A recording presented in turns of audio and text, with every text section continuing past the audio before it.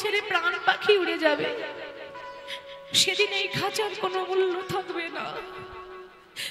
তবে তোমার কাছে একটাই নিবেদন, যেদিন দেহ থেকে প্রাণ পাখি চলে যাবে সেদিন যেন তোমার নাম শুনতে শুনতে আমার মরণ হয়, সেদিন যেন তোমার নাম বলতে বলতে যেন আমার মরণ হয়। এইটুকু নিবেদন করো।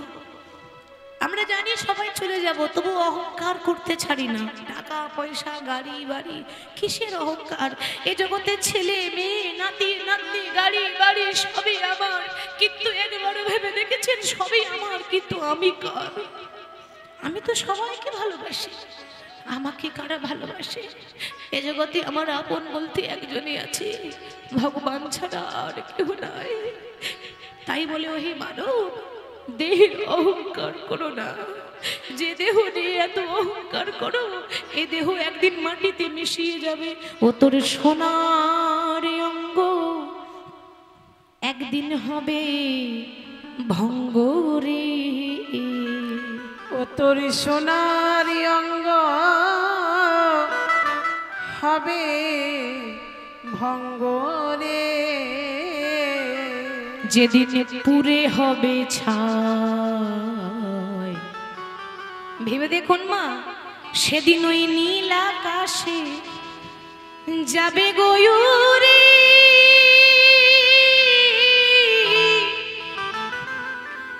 কয়লার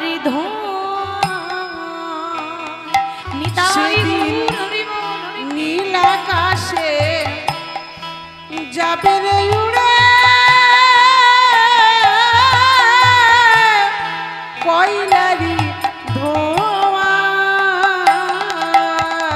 সেদিন নীল আকাশে যাবে রে উড়ে, কয়লারি ধোঁয়া।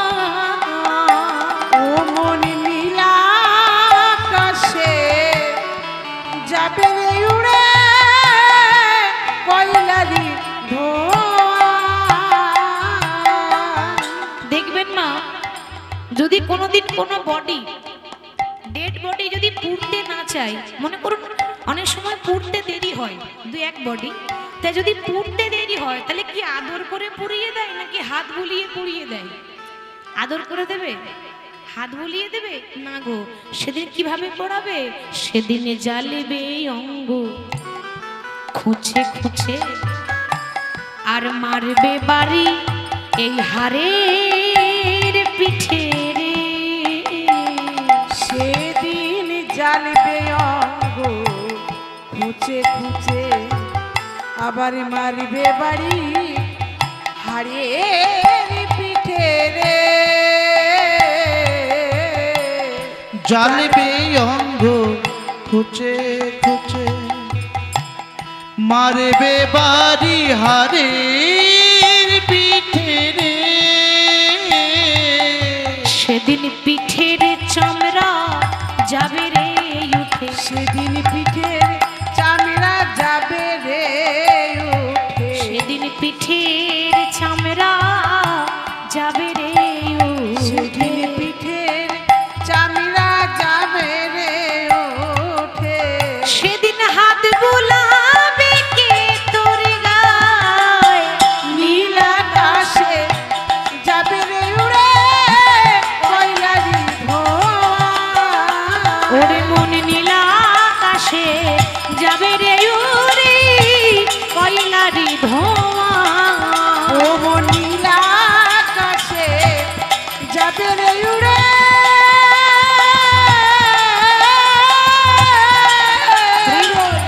কয়লারি ধোঁয়া। আমরা বলি আমাদের সঙ্গে কিছু যায় না, ভুল কথা। আমাদের সঙ্গে দুটো জিনিস যায়, কি বলুন তো? সেদিন নাম যাবে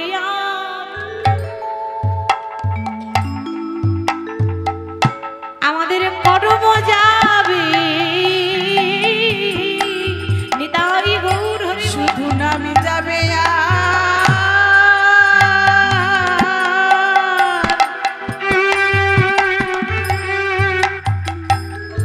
এই প্রাণ যাবে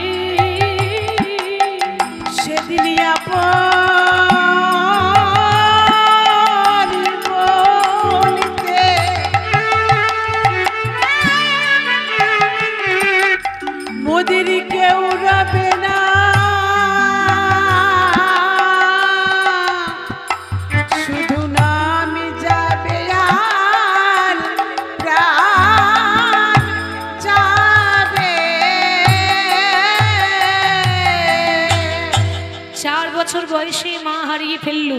তার পিতা বলে উঠলো, খোকারে তোর মা নেই তো কি হয়েছে, আমি তো আছি, আয় বাবা আয়, আজ থেকে আমি তোর মা, আমি তোর বাবা।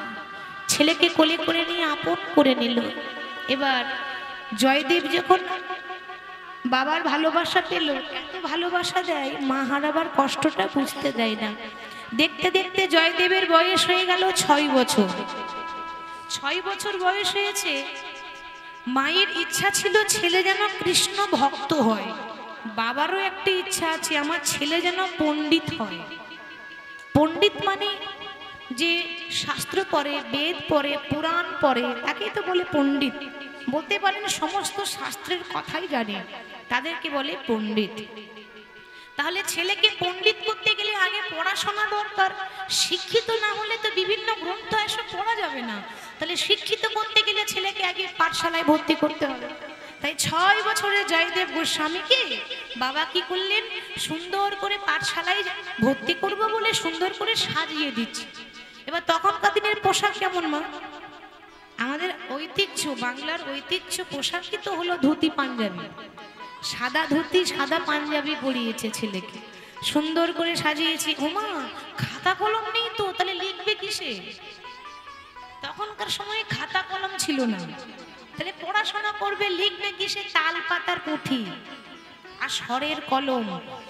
স্বরের কলম করে তাল পাতার পুঁথি করে ধুতি পাঞ্জাবি পরিয়ে দিয়ে সুন্দর করে সাজিয়ে বাবা ছেলের হাতে ধরে পাঠশালা নিয়ে যাচ্ছে।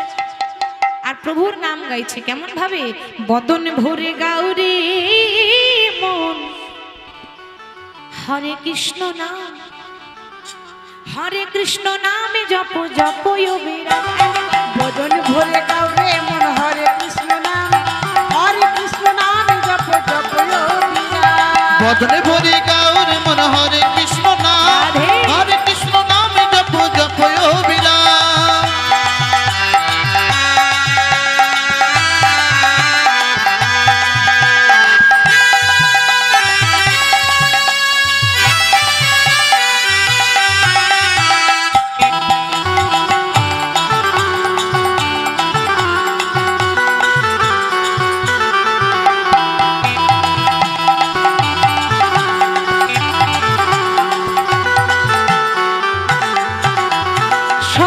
স্বপনে বলো রাধে কৃষ্ণ নাম, শয়নে স্বপনে বলো রাধে কৃষ্ণ নাম, শয়নে স্বপনে বলো রাধে কৃষ্ণ নাম, শয়নে স্বপনে বলো রাধে কৃষ্ণ নাম।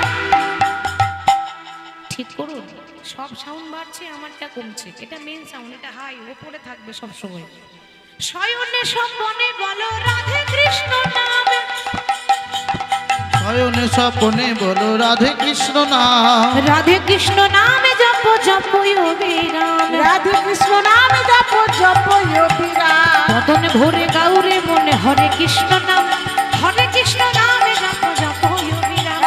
বদন ভরে গাউরে মন হরে কৃষ্ণ নাম, হরে কৃষ্ণ নাম জপ জপ অবিরাম। বদনে ভরে গাওর মন হরে কৃষ্ণ নাম, হরে কৃষ্ণ নাম জপ জপ অবিরাম।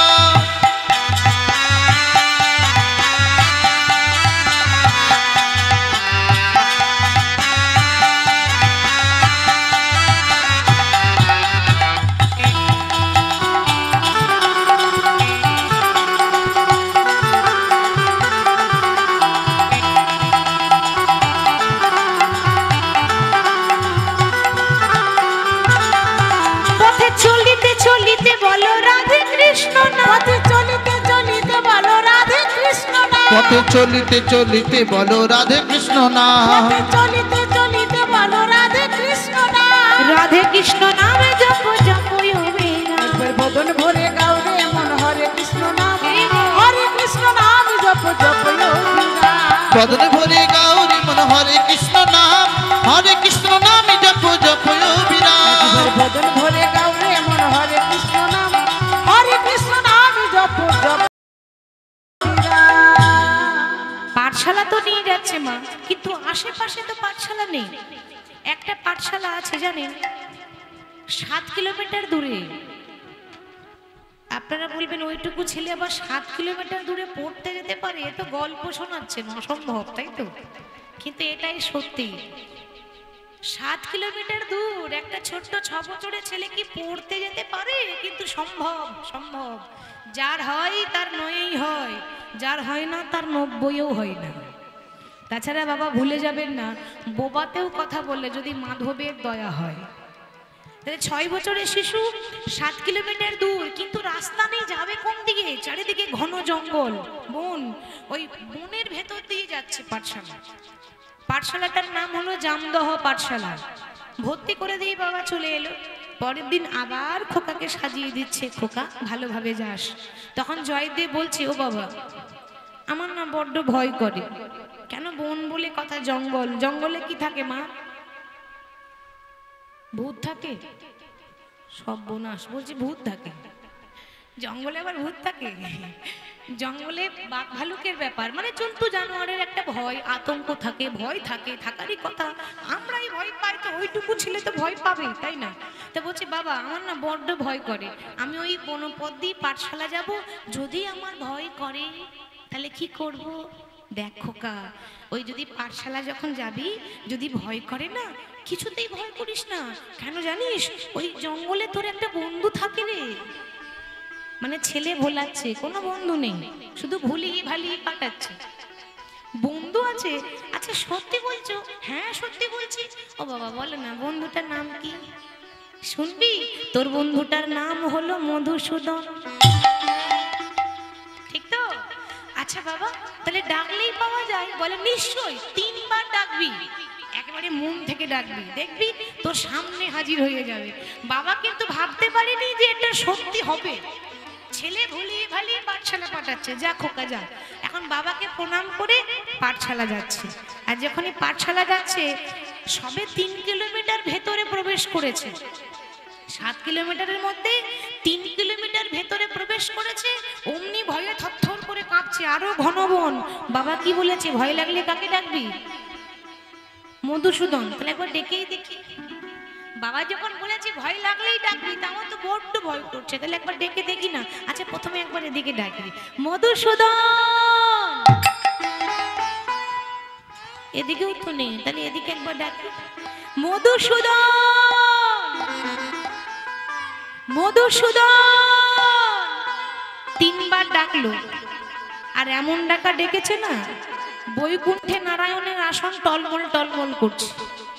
ভাবছে বাবা এমন করে আবার কেউ ডাকে এত সুন্দর করে? এ জগতে বিনা স্বার্থে কেউ ডাকে না। সত্যি করে বলুন তো, মিথ্যা বলছে কি?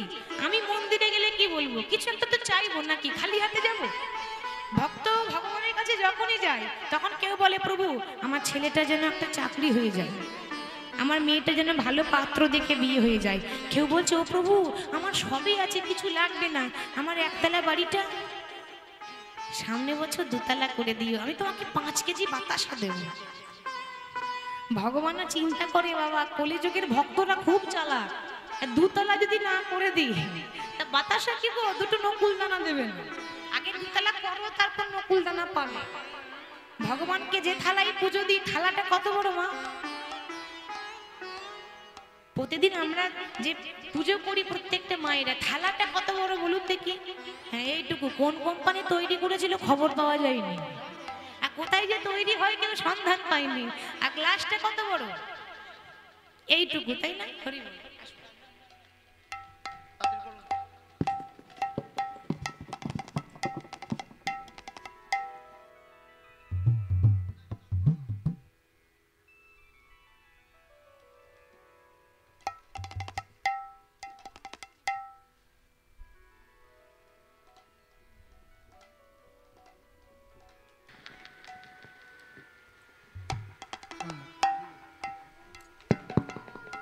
জনিতাই জয় গৌর জয় রাধে।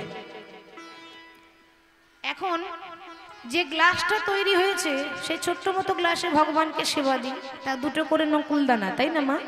এখন মনে করুন প্রত্যেক দিন 2টো করে দিই, একটা যদি বেশি পড়ে যায় সঙ্গে সঙ্গে তুলে রেখে দিই, কালকে আবার দিতে হবে না।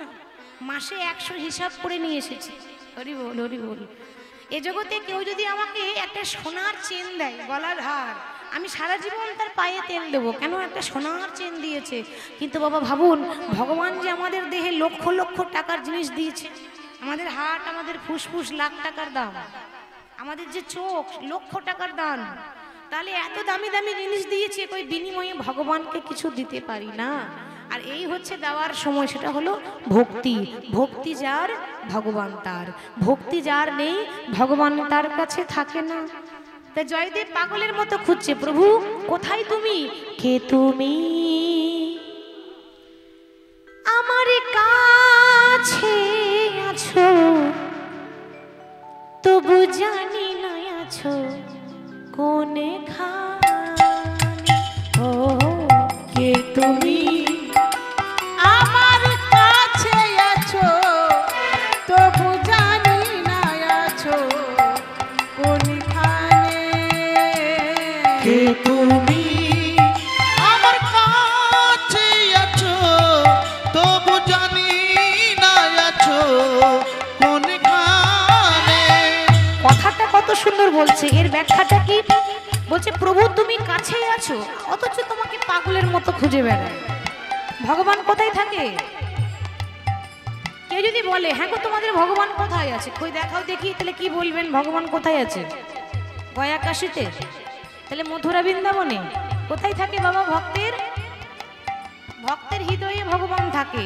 তা ভেতরে ভগবান বসে আছে, বাইরে খুঁজলে পাবেন কোথায়? আগে অন্তর খুলে দেখুন। কে তুমি? আমার কাছে আছো তবু জানি না আছো কোনখানে। তুমি আমার কাছে আছো তবু জানি না আছো কোনখানে। প্রভু যে কথা বলো আমি তাই শুনে যা। তুমি যে কথা বলো আমি তাই শুনে যাই। প্রভু যে কথা বলো তাই শুনে যায়। আমি বুঝি না তবু তার মানে, জানি না তবু তার মানে। কে তুমি? নিতাই গৌর কাছে আছো তবু জানি না আছো কোনখানে। কে তুমি? আমার কাছে আছো তবু জানি না আছো কোনখানে। প্রভু হাতটা ধরে আমাকে ছালা, অন্ধকারে তুমি প্রদীপ জ্বালা।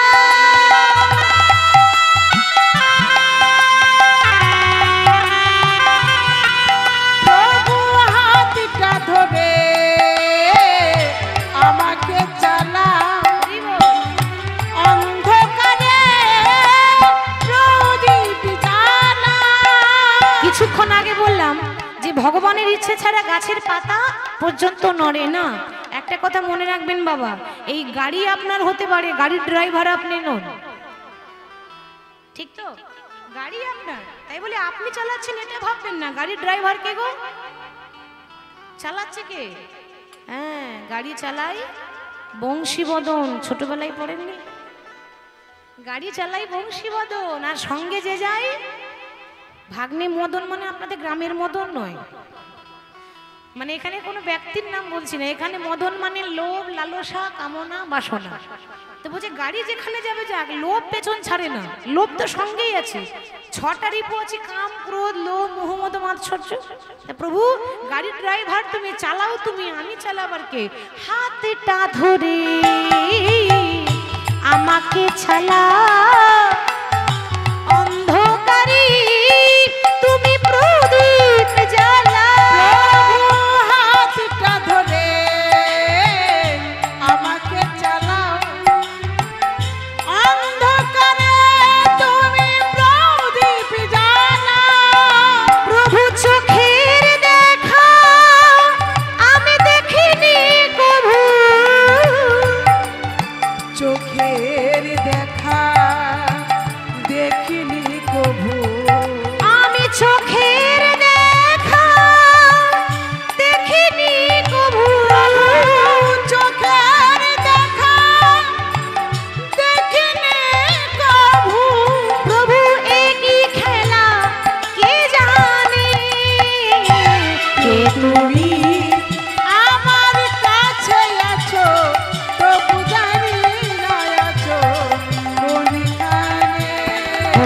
থাকে তুমি আমার কাছে আছো,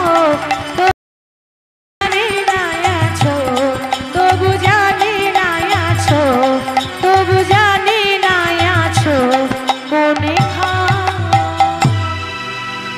বল। যেই না গাইতে গাইতে মধুসূদনকে খুঁজছে, ভগবান চিন্তা করলেন তাহলে ভক্তকে তো দেখা দিতে হবে, কিন্তু কি করে দেখা দেবো মা? এরকম যদি সেজে গুজে ভগবান চলে আসে তাহলে তো ধরা পড়ে যাবে, তাই না? আসল রূপে ভগবান দেখা দেয়। তাই ভগবান কি করলেন, একটা 5 বছরের রাখাল সাজলেন, রাখাল বালক। ওই মাঠে ঘাটে যারা গরু চড়ায় ছোট্ট ছোট্ট বালকরা, রাখালিয়া বালক, রাখাল বালক সেজে ভগবান কি করলেন, বাঁশি বাজাচ্ছে। দেখি তো আমার বাঁশি শুনে জয়দেব শুনতে পায় কিনা, চিনতে পারে কিনা। এত সুন্দর মধুর বাঁশি। জয়দেব চিন্তা করছে এ বাঁশি তো বৃন্দাবনেই বাজতো, এত ভালো বাঁশি কে বাজায়, কে এত সুন্দর সুর ধরে বাঁশি বাজাচ্ছে, কে আবার বাজায় বাঁশি এ ভাঙা কুঞ্জ বনে। বলো কে আবার বাজাই বাঁশি এ ভাঙা কুঞ্জ বনে। ওই না কে আবার বাজায় বাঁশি এ ভাঙা কুঞ্জ বনে। বলো কে আবার বাজাই বাঁশি এ ভাঙা কুঞ্জ বনে।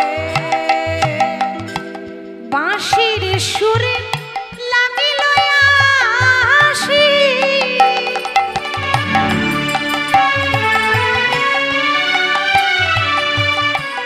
বাঁশির সুরে লাগিল আশি, আবার ব্যথা দিল আমার। বলো কে আবার বাজাই বাঁশি এ ভাঙা কুঞ্জ বনে। বলকে আবার বাজায় বাঁশি এ ভাঙা কুঞ্জ বনে। বলো কে আবার বাজাই বাঁশি এ ভাঙা কুঞ্জ বনে। কে এত ভালো বাঁশি বাজাচ্ছে, কে কোথায় কোথায়? তাহলে কি মধুসূদন? তাহলে কি সেই বন্ধু যে বন্ধুর কথা বাবা বলেছে? অমনি পেছন থেকে কে যেন জয়দেবকে ডাকছে, দাদা গোসাই, দাদা গোসাই। কে কি আমায় দাদা বলে ডাকে? হ্যাঁ গো, আমার তো কোনো ভাই নেই, তাহলে আমি আবার দাদা হলাম কি করে? হরি বল। তা ভগবান বলছে এই যে ও দাদা, আমি আমি তোমার ভাই নেই তো কি হয়েছে, আমি তো তোমার ভাই নাকি? তা আমার তো ভাই ছিল না। হরি বল। আচ্ছা হ্যাঁ রে, কে তুই? অমন করে দাদা বলে ডাকলি কেন? ভগবান চিন্তা করছে তো নাম বলা যাবে না। ও মাইরা, ভগবানের কতগুলো নাম আছে গো? 108টা। একটাও বলা যাবে না, যদি ধরা পড়ে যায়। কেন? ভগবান বেশি চালাক না ভক্ত বেশি চালাক? ভক্ত বেশি চালাক। তাহলে এ তো খুব চালাক ভক্ত, যদি ধরা পড়ে যায়। তা ভগবান বলছে ও দাদা, আমার না কোনো নাম নেই, একটা নাম দিয়ে দেবে? তা জয়দেব বলছে হ্যাঁ রে, এ তোর নাম নেই, তোর মা বাবা একটা নাম দিতেও পারেনি? বেশ, আমি তোর নাম দেব, কিন্তু সোজা হয়ে দাঁড়া। যেমন দেখবো তেমন তো নাম দেব নাকি? আগে রূপখানা দেখি। বলে ও দাদা, তুমি যেমন দেখবে তেমন নাম দাও, কিন্তু নাম আমার দাও। আর যেই না সোজা হয়ে দাঁড়াতে বলেছে, ও মা, ভগবান তো সোজা হয়ে দাঁড়াতে জানে না। ভগবান কৃষ্ণ সোজা হয়ে দাঁড়াতে জানে? যখনই বলছে হ্যাঁ রে সোজা হয়ে দাঁড়া, তখনই কৃষ্ণ কি রে সোজা হয়ে দাঁড়াতে জানিস না? ও দাদা কি করব বলো, আমার 3 ঠাই বাঁকা আছে। আমার চরণ বাঁকা, আমার নয়ন বাঁকা, আমার কোমর বাঁকা। ওই জন্য তো সবাই আমাকে বলে বাঁকা শ্যাম। তুমি যেমন দেখছো তেমন নাম দিয়ে দাও। তাই জয়দেব বলছে বেশ, তাহলে তোকে যেমন দেখবো তেমন নাম দেব। ভগবান দেখতে কি কালো না ফর্সা? রাধারানীর গায়ের রং ছিল একেবারে কাঁচা সোনার মতো, চকচক চকচক করতো, কিন্তু ভগবানের গায়ের রং কেমন? কালো। তো ভগবানের কালো রূপ দেখে আজকে জয়দেব নাম দিচ্ছে। যেমন রূপ দেখছে, আহা যেমন তোর গায়ের রং তেমন তোর মুখের গড়ন গঠন, আমি না তোকে একটা ভালো নাম দিচ্ছি। কি নাম? আমি তোর নাম দিলাম ওরে নীল মাধব।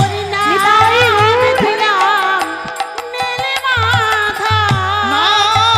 দিলাম নীল মাধব।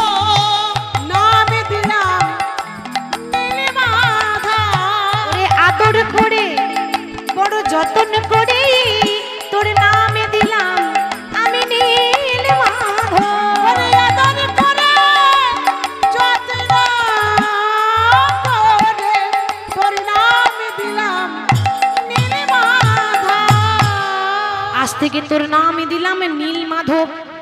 কিন্তু ভাই দেখ, সব সময় তো এত বড় নামে ডাকা যাবে না, তো একটা বরং ডাক নাম দিয়ে দিই। ডাক নাম ভগবানের চিন্তা করছে, বাবা অনেক ভক্ত দেখেছি, তবে আমার ডাক নাম আবার কেউ দেয়নি। ভালো নামও দিল, আচ্ছা ডাক নাম কি দেবে? আজ থেকে তোর ডাক নাম কি জানিস? আমি তোকে মাধু বলে ডাকিব, মাধু বলে ডাকিব, তোকে মাধু বলে ডাকিব, তোকে মাধু বলে ডাকিব। আবার যখন মনে পড়বে তোকে মাধু বলে ডাকিব, ওরে যখন মনে পড়বে তোকে মাধু বলে ডাকিব, যখন মনে পড়বে তোকে মাধু বলে ডাকিব। যখন মনে পড়বে আমি তোকে মাধু বলে ডাকবো। আসবি তো ভাই? বলে দাদা তুমি বোধহয় জানো না, এই জগতে ডাকার মতো যদি কেউ ডাকতে পারে, আমি যে না এসে থাকতে পারি না। হরি বল। তাহলে এবার প্রত্যেক দিন জয়দেব পাঠশালা যায়, যখনই ফিরে আসে আসার পথে কিন্তু ভগবানকে ডাকে, খেলা করে, তারপর বাড়ি ফিরে যায়। কিছুদিন পর জয়দেব গোস্বামী একটা গ্রন্থ লিখছে। গ্রন্থটির নাম হলো গীত গোবিন্দ। গীত গোবিন্দ গ্রন্থ সংস্কৃতের শ্লোক। বাবা এখনো লক্ষ্য করবেন, অওয়া জানে না, সবে তো পাঠশালায় ভর্তি হয়েছে, এখনো অওয়াটাই ভালো করে জানে না। সেই ছেলে সংস্কৃতের শ্লোক লিখছে, সবই ভগবানের কৃপায়। তার কৃপা ছাড়া কি হয়? হরি বল, হরি বল। তার কৃপা ছাড়া হয় না। তা আজ কি আনন্দের সীমা নেই, প্রত্যেক দিন ভগবানের রূপ দেখে আর ঘরে এসে একটা গ্রন্থ লিখে। আমাদেরও কিন্তু কথাতে আছে, হরি নামে কি আনন্দ ডুবলেই জানা যায়, তাই না? যে হরি নামে ডুবেছে একমাত্র সেই জানে আনন্দের সময়, তারপর বারবার সৌভাগ্য হয় আনন্দ করার। আমাদের হিন্দুদের 12 মাসে 13 পার্বণ, ঠিক তো মা? কারণ এর পরে কার্তিক মাস, সেই কার্তিক মাস একদিকে শুভ মাস, তারপর সেই কার্তিক মাসে পরম বৈষ্ণবী মা আসছেন। তিনি কে? এই জগতের শ্রেষ্ঠ বৈষ্ণব কে গো? ভোলানাথ। তার গলায় তুলসীর মালা নেই, কিন্তু ভোলানাথের কপালে কিন্তু তিলক নেই। অনেকে বলে, ও মা তুমি যে বলছো শিব বৈষ্ণব, তো আবার কেমন বৈষ্ণব যে গলায় তুলসীর মালা নেই? হরি বল। আবার মালা কোথায় পাবেন? গলায় বসে আছে জড়িয়ে একটা সাপ, তাই না? তা বৈষ্ণবের গলায় আবার সাপ থাকে নাকি? তাহলে শিব কেমন বৈষ্ণব? কথাতেই কথা বাড়ে, কেমন বৈষ্ণব? তা জানতে হবে, এটা জীব শিক্ষার জন্যই। বলবেন কেন? মহাদেব গলায় সব জড়িয়ে আছেন কেন জানেন? প্রত্যেকটা ভক্তকে ভোলানাথ মহেশ্বর শিক্ষা দিয়ে বললেন, ওহে জীব, তুমি যদি পরমাত্মাকে পেতে চাও, প্রত্যেকটা মানুষের শরীরে কামরূপী সর্প আছে, এই কামরূপ সর্পকে আগে দমন করো, তবে পরমাত্মার কৃপা পাবে। তিনি হচ্ছেন পরম বৈষ্ণব। আমরা আবরণে বৈষ্ণব আর তিনি আচরণে বৈষ্ণব। আমরা বাইরে সাজিয়ে চলে এলাম, ভোলানাথ তিনি অন্তর সাজিয়েছেন। তাহলে তিনি যদি বৈষ্ণব হন, তাহলে বৈষ্ণবীটাকে মা দুর্গা, মা পার্বতী। দুর্গার ক্রোধ থেকে, ক্রোধ মানে কি? রাগ। দুর্গার ক্রোধ থেকে সৃষ্টি হয়েছিল মা কালী। কালীর সৃষ্টি হয়েছে দুর্গারই আরেক রূপ। তাহলে মা কালীও পরম বৈষ্ণবী। তাহলে কালী পূজা যখন হয়, কথাটা এলো তখন বলি, কালী পূজা আর দীপাবলি এই যে বলা হয়, এই দুটোই কি, দুটো উৎসবই কি এক? কালী পুজো দীপাবলি কি একই জিনিস? না, দীপাবলি উৎসব আলাদা, কালী পূজার উৎসব আলাদা। একই দিনে হলেও দুটোর মাহাত্ম্য আলাদা আর দুটোর ব্যাখ্যা আলাদা। প্রথমেই বলি দীপাবলি। দীপাবলি কাকে বলে শুনুন। দীপ যুক্ত আবলি মানে লক্ষ লক্ষ দীপের সারি। রামচন্দ্র যখন রাবণের সঙ্গে যুদ্ধ লেগেছিলেন, কতদিন যুদ্ধ হয়েছিল? 13 দিন। রাম রাবণের যুদ্ধ 13 দিন হয়েছিল। যুদ্ধের পর যখন মা সীতাকে নিয়ে ফিরে আসছে, তখন শ্রীলঙ্কা থেকে ভারতবর্ষ আসতে সময় লেগেছিল 21 দিন। হেঁটে হেঁটে এসেছিলেন, গাড়ি করে নয়, যানবাহনে নয়, হেঁটে হেঁটে রাম এসেছিলেন। 21 দিন সময় লেগেছিল। হনুমান তখন, সে তো উড়তে পারে, তো হনুমান উড়ে উড়ে অযোধ্যাবাসীকে বলছে, নগরবাসী তোমাদের রাম আসছে 14 বছর পর, তোমরা রামকে একটু সম্মান জানাবে না? অযোধ্যাবাসী চিন্তা করছে, এই ঘোর অন্ধকার আজকের দিনে রাম আসছে, এ তো আনন্দের দিন, বেশ তাই হবে। তা রামকে আমরা আনন্দের এমনভাবে সম্মান করব, বুঝতেই দেব না আজকে অন্ধকারের দিন। তারা লক্ষ লক্ষ ঘরে ঘরে লক্ষ লক্ষ প্রদীপ জ্বালিয়েছিল, আর এই লক্ষ লক্ষ প্রদীপ জ্বালিয়েছিল, আলো জ্বালিয়েছিল বলেই দিনটা বলা হয় দীপাবলি। যুগের কথা, চলে আসি দাপর যুগ, কৃষ্ণ অবতার। এই দীপাবলির দিন ভগবানের খুব প্রিয়। এই দীপাবলির দিন ভগবান একটা লীলা করেছিলেন, দামবন্ধন লীলা। দামবন্ধন মানে নিজের ঘরে এত মাখন থাকতে পরের ঘরে চুরি করে খায়, যার জন্য মা যশোদা গোপালকে দড়ি দিয়ে বেঁধে রেখেছিল। আর দড়ি দিয়ে বেঁধে রেখেছিল এই দীপাবলির দিনে, যার জন্য কার্তিক মাসকে বলা হয় দামোদর মাস। দামবন্ধন করেছিলেন বলে দামোদর মাস। এটা হলো দীপাবলি। আমরা মনে করি দীপাবলি আজকে থেকে করছি, না, ত্রেতা যুগ থেকে দীপাবলি হচ্ছে। আর ওইল কালী পূজার কথা, কালী পূজা 400 বছর আগে থেকে শুরু হয়েছে। 400 বছর আগে মা কালী যে রূপ দেখেন, কালো কুচকুচে বরণ, এই মা কালীর রূপ প্রথম কে দেখেছিল জানেন? নবদ্বীপের একটা বিখ্যাত তান্ত্রিক ছিল, যার নাম ছিল কৃষ্ণানন্দ আগমবাগীশ। নদিয়া জেলার বিখ্যাত তান্ত্রিক কৃষ্ণানন্দ আগমবাগীশ, সে মা দুর্গার সাধক ছিল। এবার তান্ত্রিক মানে বুঝতে পারছেন তো, মায়েরই সাধনা। তো বলছে, মারে মা, আমি তোর এমন রূপ দেখতে চাই যে রূপে আমরা পুজো করব, তান্ত্রিক পুজো করবে, সে রূপ আমায় দেখিয়ে দি। তখন মা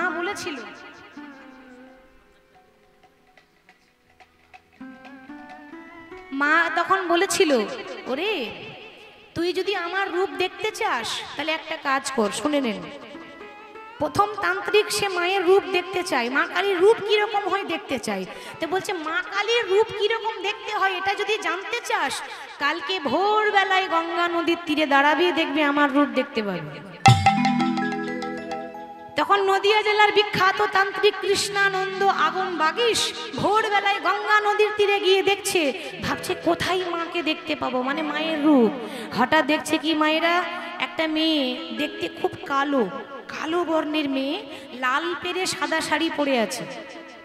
ঠিক ভোর, সূর্য ওঠেনি, লাল পেরে সাদা শাড়ি পরে একটা কালো যুবতী, চুলগুলো কিন্তু এলোথেলো খোলা, এক হাতে রয়েছে গোবর, আর এক হাতে গোবরে করে দেওয়ালে ঘুঁটে দিচ্ছে। বেশ, আগেকার দিনে মাটির ঘর যখন ছিল, দেখবেন মাটির ঘরের দেওয়ালের গোড়াটা একটু উঁচু হয়, উঁচু হয় না? সেই নারী কিন্তু একটা পা ওই ওপরে দিয়েছে, একটা পা নিচে আর একটা পা মাটির ওপরে দিয়ে এইভাবে নিয়ে যখন ঘুঁটে দিচ্ছে, হঠাৎ পেছন থেকে সেই তান্ত্রিক বলছে, মা।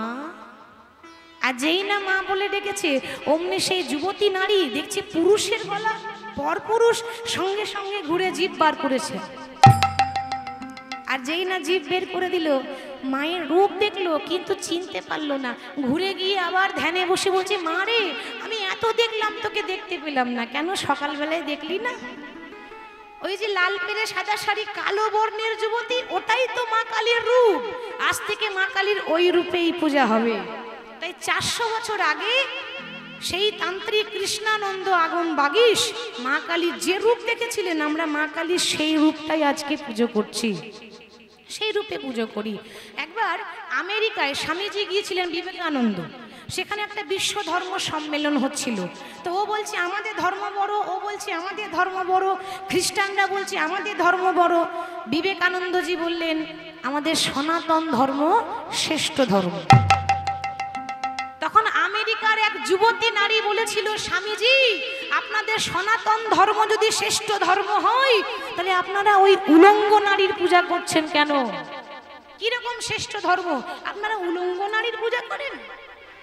স্বামীজি তখন বলেছিল, মা, তুমি মা হয়ে, নারী হয়ে আরেক নারীর মর্ম বুঝলে না। মাগো, সত্যযুগে মা যখন চণ্ড মুন্ড শুম্ভ নিশুম্ভকে বধ করেছিল, সন্তানদের রক্ষা করতে গিয়ে যদি মায়ের বসন খুলে পড়ে যায়, সেই মাকে কি আমরা অসম্মান করব? মা তো আমাদেরকে রক্ষা করতে গিয়ে মায়ের বসন খুলেছিল। তখন সেই নারী বলেছিল, স্বামীজি, তাই যদি হয়ে থাকে তো মা লড়াই করে হয়েছিল সত্যযুগে, সত্যযুগ থেকে কলিযুগ চলে এলো, এখনো পর্যন্ত মা কালীর গায়ে একটা বসন দিতে পারলেন না। স্বামীজি বলেছিলেন, মা, মা হলো শক্তি, শক্তিকে কি আর কাপড় দিয়ে ঢাকানো যায়? বাবা, আমফান ঝড় এসেছিল, ওই আমফান ঝড়কে যদি কেউ বলে আমি কাপড় দিয়ে আটকে দেবো, পারবে? পারবে না। মা কালীর শক্তি, ঝড় তুফান, যাকে কাপড় ঢাকা দিয়ে আটকানো যায় না। মাকে আমরা সম্মান করি, তিনি আমাদের মা। আর মায়ের তো আরেক রূপ দিগম্বরী, চারিদিক যার অম্বর, আকাশ যার ভূষণ, সেই তো হচ্ছে মা। তাই মায়ের কথা আমরা কি বলবো, মায়ের তুলনা হয় না। আমরা অনেকে বলে থাকি মা কালী, মা কালী রক্ত খায়, বলি না বাবা? মা কালী, মা কালী তো রক্ত খায়, ওই জন্য তো মায়ের জিভটা লাল হয়ে থাকে। আপনাদের সত্যি মনে হয় মা কালী রক্ত খায়? মা কালীর পুজোতে কি বলি দেওয়া হয়? তাহলে মা যদি আমাদের মা হয়, তো মা তো ছাগলেরও মা হবে। কি গো, ঠিক তো? আমাদের মা তাহলে ছাগলের মা নয়? তাহলে ছাগ বলে দিতে বলেছে বলে ছাগল নয়, পড়তে হবে শাস্ত্র। ছাগ বলি মানে ষড়রিপু, ছাগ মানে ষড়রিপুকে বলি দিতে বলছে মায়ের চরণে। কাম ক্রোধ লোভ মোহ মদ মাৎসর্য, মা কখনো ছেলের রক্ত খেতে পারে? তাহলে এগুলো ভুল কথা, আমাদের ধারণা কথা। মায়ের মতো পরম বৈষ্ণবী আর কেউ নাই। তাই মায়ের রূপের বর্ণনা কি করব? তাই মায়ের কথা যখন এলো তখন একটু মায়ের কথা বলি। এক ভক্ত তুলনা দিয়ে বললেন, মা, ও মাকে পরালো ওই মুন্ড মালা, আমার শ্যামা মায়ের গলে। ও মাকে উলুধ্বনি দিয়ে নিতাই ওই মুন্ডা মালা, আমার শ্যামা মায়ের গলে। তোমাকে পরালো মুন্ড মালা, আমার শ্যামা মায়ের গলে। ওকে পরালো মুন্ডা মালা, আমার শ্যামা মায়ের গলে। শ্যামা মাঝে আমার গুণময়ী, শ্যামা মাঝে আমার গুণময়ী। শ্যামা মাঝে আমার গুণময়ী। শ্যামা মাঝে আমার গুণময়ী। আমায় অন্ধকারে আলো কে পরালো মুন্ড মালা, আমার শ্যামা মায়ের গলে। ওকে পরালো মুন্ডা মালা, আমার শ্যামা মায়ের গলে। বলকে পরালো মুন্ডা মালা, আমার শ্যামা মায়ের গলে।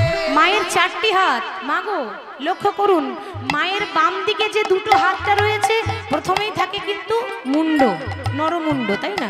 অসুরের গলা কেটেছিলেন, তাহলে এক হাতে মুন্ড ধরে আছে আর এক হাতে খড়গ। আবার ডান দিকে একটা হাতে দিচ্ছে কিন্তু অভয়। অভয় মানে আস্তে, অভয় মানে আমি আছি, তোদের ভয় কিসের, এটাকে বলে অভয় চিহ্ন। এইভাবে হাতটা নাড়িয়ে বলছে, অভয় আমি আছি, তোদের ভয় কিসের। আর আর একদিকে অভয়, এক হাতে অভয় আর এক হাতে আছে মা বর দিচ্ছে। একটা অভং দেই আর একটা বর, মানে বর দেয়। বর কাকে বলে? আশীর্বাদ। কাউকে আশীর্বাদ যদি দেন, এই আঙ্গুলটার সঙ্গে এই আঙ্গুলটা টাচ না করলে আপনার আশীর্বাদ লাগবেই না। কারোর মাথায় যদি হাত দেন, তাহলে কিন্তু এইভাবে দিতে হয়, এইরকম করে টাচ করে তারপর যদি আশীর্বাদ দেন সেটা লাগবে। এইভাবে দিয়ে দিলে হবে না, ঠিক এইরকম করে আশীর্বাদ দিতে হয়। মা কিন্তু দেখবেন এইভাবে থাকে। তার জন্য বলছে, মা গো, শ্যামা মা যে আমার বরণ কালো,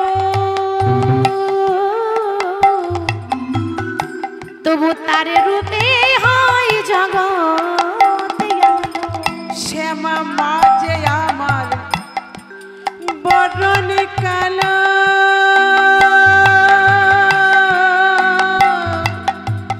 তবু তারি রূপে হয় জগৎ আলো।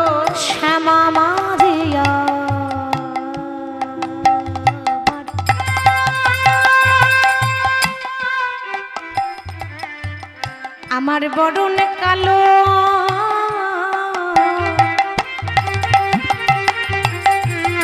তবু তার রূপে হয় জগৎ আলো। শ্যামা মাঝে আমার বরণ কালো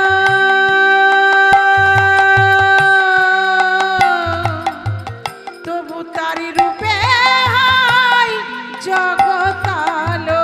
শ্যামা মাঝে আমার গুণময়ী, শ্যামা মাঝে আমার গুণময়ী, শ্যামা মাঝে আমার, শ্যামা মাঝে আমার গুণময়ী। মা তুমি অন্ধকারে আলো অলিকে পরা ধ্বনি দিয়ে সন্ধ্যামালা, মায়ের গলে আহাতে পরানো মুন্ডমালা, আমার শ্যামা মায়ের গলে। হরি বল হরি বল। তাই সেই মায়ের কথা এলো তখন মায়ের চরণে প্রণাম জানাই। আবার মা কালীর পূজা হয়, দীপাবলি হয়, তার ঠিক পরেই আবার কিন্তু হয় ভাই ফোঁটা, তাই না? ভাই ফোঁটা আমরা মনে করি এগুলো তো সামান্য কথা, কিন্তু এই এক একটা পুজো যে হচ্ছে 12 মাসে 13 পার্বণ, তারও আবার ঐতিহাসিক কারণ আছে। ভাই ফোঁটার দিন কে কাকে ফোঁটা দিয়েছিল মা? আমরা আমাদের ভাইকে দিই। ফোঁটার দিন ফোঁটাটা হলো কি করে? ফোঁটা দিয়েছিল কে? সূর্যদেব এবং তার স্ত্রী সংজ্ঞা, তার এক সন্তান, এক ছেলে এক মেয়ে, যম আর যমুনা। যম মানে যমরাজ, যে মৃত্যু দেয়, শাস্তি দেয়, সে যমরাজ। আর হচ্ছে যমুনা। তাই যমরাজ যখন শাস্তি দেয়, নরকে থাকে তো, নরকে সব মানুষ যে যেমন পাপ করে তাকে শাস্তি দেয়। তা যমরাজ এত ব্যস্ত যে বোনের বাড়ি আসতে পারেনি। যমুনার খুব ইচ্ছা যে দাদা একবার আমার বাড়ি আসুক। তো এসেছিল বোনের কথা রাখতে এই কার্তিক মাসে শুক্লপক্ষের দ্বিতীয়ার দিন। কার্তিক মাসে শুক্লপক্ষের দ্বিতীয়ার দিন যমরাজ এসেছিলেন বোনের বাড়িতে। বোন কিন্তু অনেক রকম রন্ধন করে রান্না করে দাদার সেবা দিয়েছিল এবং দইয়ের ফোঁটা দিয়েছিল। আমরা চন্দনের ফোঁটা দিই, আবার দইয়ের ফোঁটা দিয়ে দাদাকে সম্মান জানিয়েছিল। তখন যমরাজ বলেছিল, ওরে যমুনা, তুই আমার একটা আদরের বোন, বল তুই কি চাস? তখন যমুনা বলেছিল, দাদা আশীর্বাদ করো, আমি যেমন তোমায় ফোঁটা দিলাম, এরকম এর আজকের দিনে যে বোন বা যে দিদি ভাইয়ের কপালে ফোঁটা দেবে, তার ভাই যেন অকাল মৃত্যু থেকে তুমি রক্ষা করো। তাই ভাই ফোঁটার দিন ভাইকে ফোঁটা দিলে ভাইয়ের অকাল মৃত্যু রক্ষা করে কে? যমরাজ। আমরাও তো ফোঁটা দিই, কি বলি? ভাইয়ের কপালে দিলাম ফোঁটা, জমের দুয়ারে পড়ল কাটা। যমুনা দেন যমকে ফোঁটা, আমি দিই আমার ভাইকে ফোঁটা। তাহলে ভাইয়ের মঙ্গলের জন্য এগুলো করে। এক একটা করে ব্যাখ্যা থাকে, পৌরাণিক কাহিনী থাকে, যার জন্য এগুলো আমরা পালন করে থাকি। তাহলে আনন্দের মুহূর্ত। তা আজকে ঠিক সেরকম ওই জয়দেব গোস্বামী প্রত্যেক দিন ভগবানের রূপ দর্শন করে। ভগবানের রূপও তো কালো, মায়ের রূপ যেমন কালো, ভগবানের রূপ কালো। ওই কালো রূপ দেখে এসে সংস্কৃতে শ্লোক রচনা করে, গ্রন্থ রচনা করে, গীত গোবিন্দ। কিছুদিন পরে আস্তে আস্তে পার হয়ে যাচ্ছে, বৃন্দাবনে রাধারানী অভিমান করে বসেছে, মানে রাগ করে বসেছে। কেন রাগ করে বসেছে? গোবিন্দ বলছে, কি গো রাধে, তা তোমার আবার কি হলো? তুমি আবার মুখ ঘুরিয়ে বসে আছো কেন? রাধারানী বলছে, প্রাণনাথ সত্যি করে বলো তো, ওই জঙ্গলে কার সঙ্গে দেখা করতে যাও? এই তো মরেছি, একেই বলে নারী জাতি। সন্দেহ যদি ঢুকে যায় তাহলে আর কিছু করার নেই, আর বুঝিয়েও পারা যাবে না। বেশ, এই তোমার যদি সন্দেহ হচ্ছে তা আমার সঙ্গে চলো না, নিজের চোখে গিয়ে দেখে আসবে। রাধারানী বলে, যাবো কি গো, যাবো বলে তৈরি হয়ে আছে, হাতে নাতে ধরবো। ওই কার সঙ্গে জঙ্গলে এত গল্প হচ্ছে, একটু আমিও তো দেখি। রাধে, তুমি যদি একবার যাও না, তো তোমারও আর আসতে ইচ্ছা হবে না। ভক্ত পেয়ে গেলে ভগবানের আর ইচ্ছা হয় যে ফিরে যায়। তা যাচ্ছ চলো, এরকম করে সেজে গুজে গেলে হবে না। তাহলে কি করব? আমি একটা 5 বছরের বালক সেজে যাই, আর তুমি একটা 4 বছরের বালিকা সাজো। তাহলে আর জয়দেব চিনতে পারবে না। রাধারানী একটা 4 বছরের বালিকা সেজেছে, কৃষ্ণ 5 বছরের বালক সেজেছে, দিয়ে দুইজন হাতে হাত দিয়ে ওই জঙ্গলে দাঁড়িয়ে আছে। এবার জয়দেব পরের দিন আবার পাঠশালা যাচ্ছে। পাঠশালা যেই না যাচ্ছে, পথ চলিতে কথা বলিতে, পথ চলিতে কথা বলিতে, পথ চলিতে কথা বলিতে, পথ চলিতে কথা বলিতে, চলিতে কথা বলিতে, পথ চলিতে কথা বলিতে, তোমরা গাহো গাহো গাহো কৃষ্ণ নাম মধুর নাম, তোমরা গাহো গাহো গাহো কৃষ্ণ নাম, কৃষ্ণ নাম মধুর নাম, পথ চলিতে কথা বলিতে, পথ চলিতে কথা বলিতে, পথ চলিতে কথা বলিতে, পথ চলিতে কথা বলিতে। নাম গাইতে গাইতে যেই না যাচ্ছে অমনি দেখছে কি আসতে, প্রত্যেক দিন একজনকে দেখতে পাই, ও মা আজকে কজন দাঁড়িয়ে আছে, বাহ, তার মানে মায়েরা লক্ষ্য করে শুনছে দুজন রাধা আর কৃষ্ণ। এ জয়দেব তো রাধা কৃষ্ণকে চেনে না, ভাই বলে ডাকে কৃষ্ণকে, হ্যাঁ রে ভাই তুই প্রত্যেক দিন আসিস, এই মেয়েটাকে রে। ভগবান দেখছে এ তো সর্বনাশ হয়ে গেল, আমার ভক্তের বয়স এখন এত অল্প, ওইটুকু ছেলেকে কি রাধা কৃষ্ণের প্রেমের ব্যাখ্যা দেওয়া যাবে? এ কি এই জগতের প্রেম? রাধা কৃষ্ণ মানে ভক্ত ভগবানের প্রেম, যেখানে দেহের মিলন নয়, আত্মার সঙ্গে পরমাত্মার মিলন। তাহলে কি করে বলা যাবে? আমি একটু ঘুরিয়ে ফিরিয়ে বলি, দাদা ও দাদা, এই যে মেয়েটা দেখছো না আমার বান্ধবী গো। বাবা ওইটুকু ছেলে আবার বান্ধবীও জুটিয়ে নিলি, তো কবেকার বান্ধবী? কই আমি তো দেখিনি। ভগবান বলছে দাদা এ বান্ধবী আমার একদিনের নয়, সত্যযুগ থেকে আমার বাঁ দিকে দাঁড়িয়ে থাকে। সত্যযুগে লক্ষ্মী নারায়ণ, তেতা যুগে ওই লক্ষ্মী নারায়ণই, আবার তেতা যুগে রাম সীতা, আবার তারাই আবার দাপর যুগে রাধা কৃষ্ণ। তাহলে 3 যুগ হলো আমার পাশেই থাকে। ও আচ্ছা, তোর বান্ধবীর নাম কি রে? নাম নেই বলেই তো তোমার কাছে নিয়ে এসেছি, নাম থাকলে কি আর আনতাম? একটা বান্ধবীর নাম দিয়ে দেবে? বেশ, তাহলে আজ থেকে তোর বান্ধবীর নাম দিলাম মাধব প্রিয়া। মাধব প্রিয়া। ভগবান চিন্তা করছে, দেখেছো কত চালাক, আমাকে এদিকে নীল মাধব বলছে আর ওকে বলছে মাধব প্রিয়া। তো জানে না যে যার নাম মাধব প্রিয়া দিয়েছে সে অন্য কারো প্রিয়া নয়, সে এই মাধবেরই প্রিয়া গো।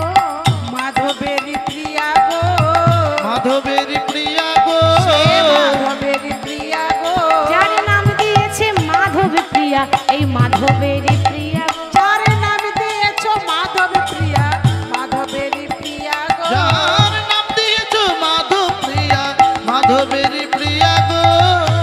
এইভাবে যুগল দেখে আর প্রত্যেকদিন বাড়িতে গিয়ে গ্রন্থে শ্লোক লিখে, যে মানে যেমন দেখলো তেমন এসে বাড়িতে লিখছে। লিখতে লিখতে জয়দেবের বয়স হয়ে গেল 16 বছর। আর যেই না 16 বছর বয়স হয়ে গেল, কোথায় বাবা স্বপ্ন দেখেছিল ছেলে পণ্ডিত হবে, তো পণ্ডিত তো হয়েছিল, কিন্তু পণ্ডিত হলেও ছেলে কিন্তু 16 বছর বয়সে পাগল হয়ে গেল। পাগল দেখেছেন রাস্তায় ঘুরে বেড়ায় না, ধুলো বালি মেখে ছেঁড়া পোশাক পরে, ওইরকম জয়দেবের অবস্থা, পাগল, রাস্তায় পাগল হয়েছে। আশেপাশে গ্রামের মানুষ জিজ্ঞাসা করছে, হ্যাঁ রে আই পাগল, এই তোর নাম কি রে? জয়দেব এমন পাগল হয়েছে মা, এবার গালাগালি করে না, কটু কথা বলে না, খারাপ ভাষা বলবে না, খারাপ ব্যবহার করবে না, এবার একটাই কথা জানে, নিজের নাম ভুলে গেছে। আমার নাম কি জানো? হ্যাঁ বল বল তোর নাম কি? তাহলে শোনো, আমার কি নাম? হরে কৃষ্ণ নাম, কৃষ্ণ কৃষ্ণ রাম, হরে কৃষ্ণ রাম, কৃষ্ণ কৃষ্ণ রাম, হরে কৃষ্ণ রাম, উলুধ্বনি দিয়ে কৃষ্ণ রাম, হরে কৃষ্ণ রাম, কৃষ্ণ কৃষ্ণ রাম, হরে কৃষ্ণ রাম, কৃষ্ণ কৃষ্ণ রাম, হরে কৃষ্ণ রাম, কৃষ্ণ কৃষ্ণ রাম, হরে কৃষ্ণ রাম, কৃষ্ণ কৃষ্ণ রাম, হরে কৃষ্ণ রাম, কৃষ্ণ কৃষ্ণ রাম, হরে কৃষ্ণ রাম। আচ্ছা বেশ, তাহলে তোর বাবার নাম কি? আমার বাবার নাম হরে কৃষ্ণ রাম, আমার বাবার নাম হরে কৃষ্ণ রাম, আমার বাবার নাম হরে কৃষ্ণ রাম, আমার বাবার নাম হরে কৃষ্ণ রাম, আমার বাবার নাম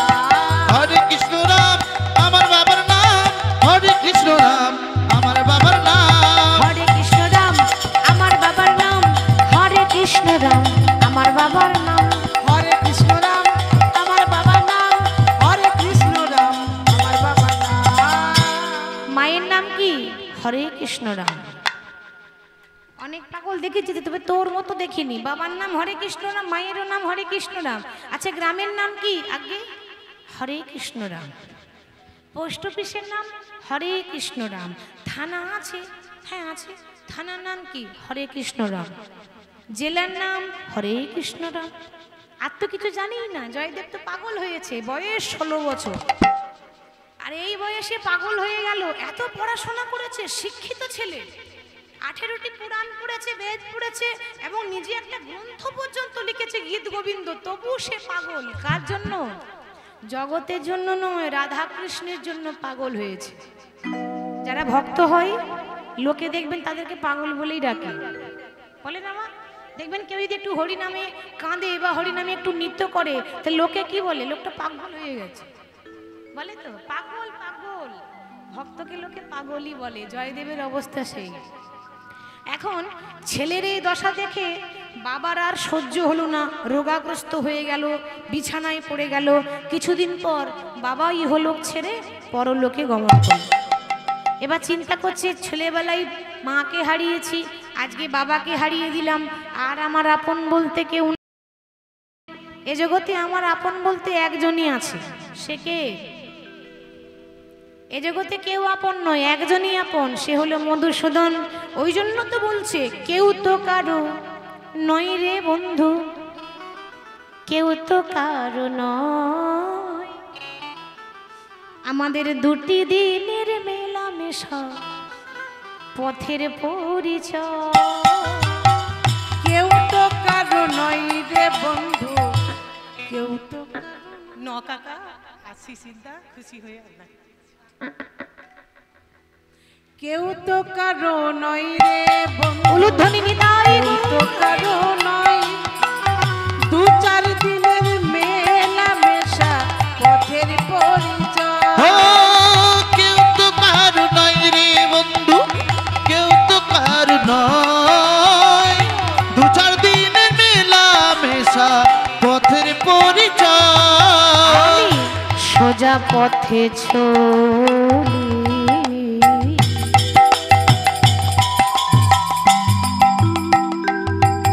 শুধু কৃষ্ণ কৃষ্ণ বলি। আর মনে কোনো ব্যথা পেলে কৃষ্ণের কাছে বলি। আমি সোজা পথে চলি, মুখে কৃষ্ণ কথা বলি। মনে কোনো ব্যথা পেলে কৃষ্ণের কাছে বলি। তোমরা নামে ভজ নামে জপো মনে রে আমার, নামে বিনায় জগতে গতি নাহি আর। তোমরা নামে ভজ নামে জপ, নামে করো সার। নামে বিনা কলি জীবে গতি নাহি আর। হরে কৃষ্ণ কৃষ্ণ কৃষ্ণ হরে হরে, হরে রাম রাম রাম হরে হরে। হরে কৃষ্ণ কৃষ্ণ কৃষ্ণ হরে হরে, হরে রাম রাম রাম হরে হরে। হরে কৃষ্ণ কৃষ্ণ কৃষ্ণ হরে হরে, হরে রাম রাম রাম হরে হরে। তাহলে আমার মধুসূদন ছাড়ে এ জগতে আমার আপন বলতে আর কেউ নাই। তাহলে আমার মাধু আছে কোথায়? বুঝেছি, ওই জন্য তো মাধবকে এখানে পাওয়া যাচ্ছে না। আমার মাধব আছে উড়িষ্যার জগন্নাথ মন্দিরে। যেই গৌর, সেই কৃষ্ণ, সেই তো জগন্নাথ, আলাদা তো কেউ নয়। তাহলে আমাকে উড়িষ্যা যেতে হবে, তবেই আমার মাধবকে পাবো। 16 বছর বয়সে গ্রাম ছাড়লো, মানে বীরভূম জেলার অজয় নদীর তীরে কেন্দুবিল্ল গ্রাম ছেড়েছে 16 বছর বয়সে। এবারে এতগুলো জেলা পার করে যখন উড়িষ্যা পৌঁছেছে, বয়স হয়ে গেল 24। কতদিন লাগলো হেঁটে হেঁটে যেতে? 8 বছর। হরি বল। তা আজকে যখন হেঁটে হেঁটে যাচ্ছে, ওই জগন্নাথ ধাম যেতে গেলে কার নাম গাইতে হয় মা? হ্যাঁ, কার নাম? জয় জগন্নাথ। আর একটা আছে বাবা, জয় জগন্নাথ বলে আর একটা আছে ধাঁয়ে গিরিগিরি, ধাঁয়ে গিরিগিরি, উড়িয়া ভাষা। ধাঁয়ে গিরিগিরি, ধাঁয়ে গিরিগিরি মানে তাড়াতাড়ি চলো, তাড়াতাড়ি চলো। তাহলে একটু জয়ধ্বনি আমরা করে দিই, যেহেতু উড়িষ্যা যাচ্ছে জয়দেব, আমরাও মনকে নিয়ে যাব। বলিয়ে জগন্নাথ ধাম কি, আর একটু জোরে হবে না? বলিয়ে জগন্নাথ ধাম কি, জগন্নাথ ধাম কি। জগন্নাথ ধামে পৌঁছে প্রভুর নাম করতে করতে যাচ্ছে। মাতি কারি দে রে নন্দ লালা, নীলাচলের কেন্দ্র বালা। মতি কর দে রে নন্দ লালা, নীলাচলের কেন্দ্র বালা। मत कर दे रे नंद लाला, नीलाचल केंद्र वाला। मति कर दे रे नंद लाला, नीलाचल केंद्र बाला।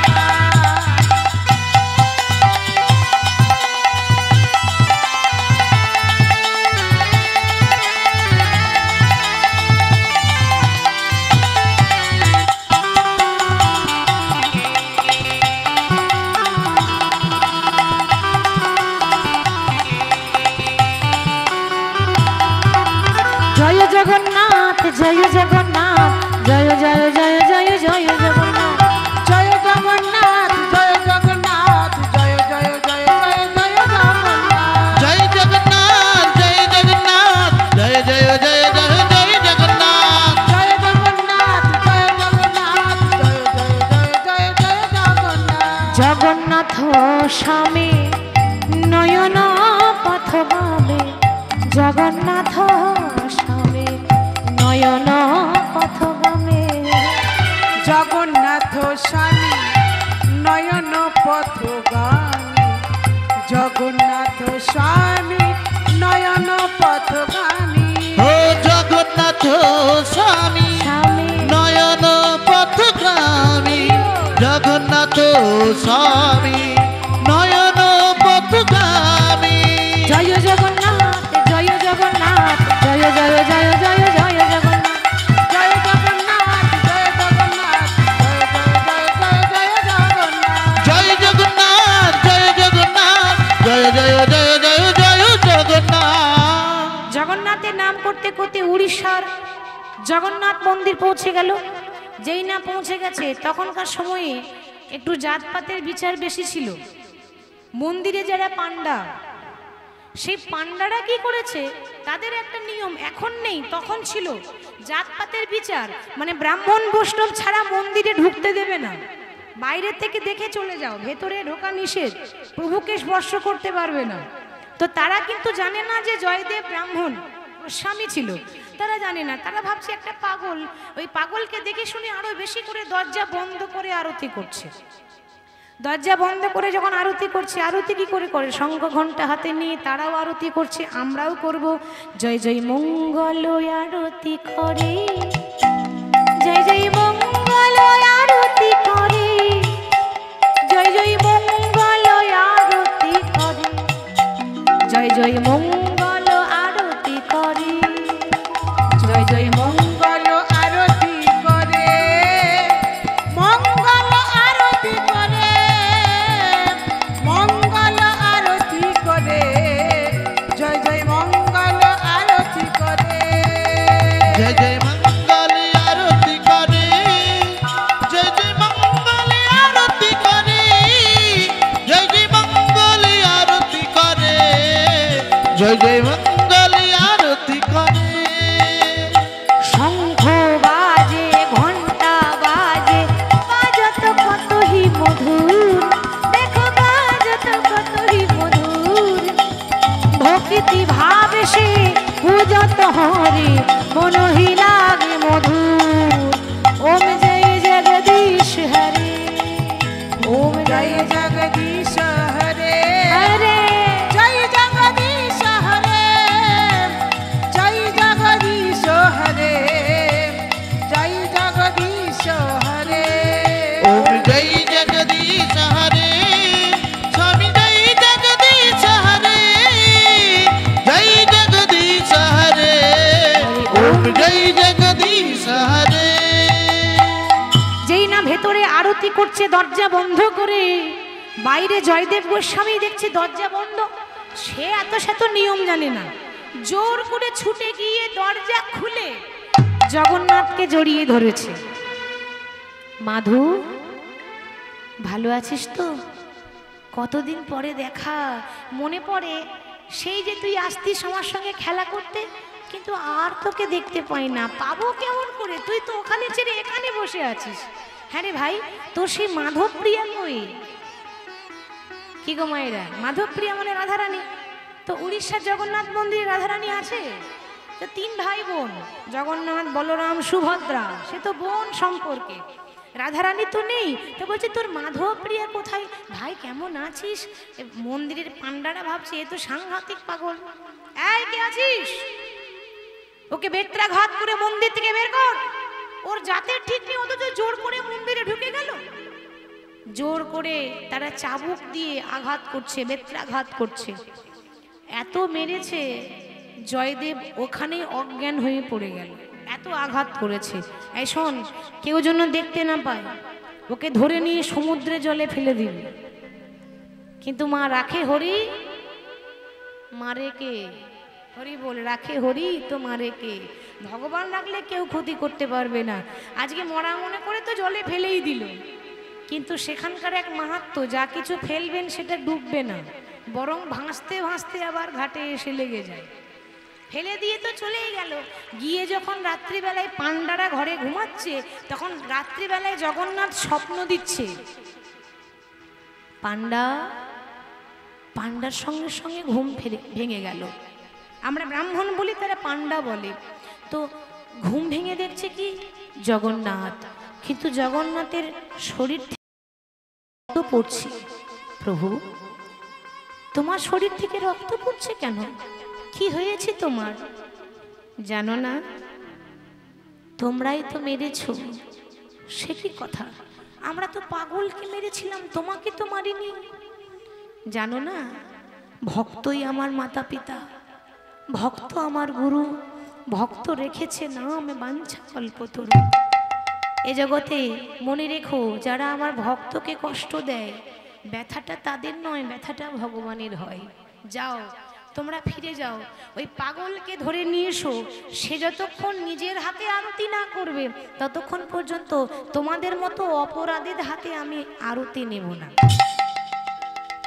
যারা মানুষকে ভালোবাসতে পারে না, তারা ভগবানকে কি করে ভালোবাসবে? জীবে প্রেম করে যেই জন, সেই জন সেবিছে ঈশ্বর। ভগবানকে পরে পুজো করবেন, আগে মানুষ হয়ে আরেক মানুষকে ভালোবাসুন। ঘৃণা নয়, ঘৃণা করলে হবে না, ভালোবাসতে হবে। জীবের মধ্যেই তো ভগবান আছে। তাহলে তারা ছুটে গিয়ে খুঁজতে যাচ্ছে, ভাবছে বোধহয় মরেই গেছে, আর কি থাকে, ও তো জলে ফেলে দিয়ে এসেছে।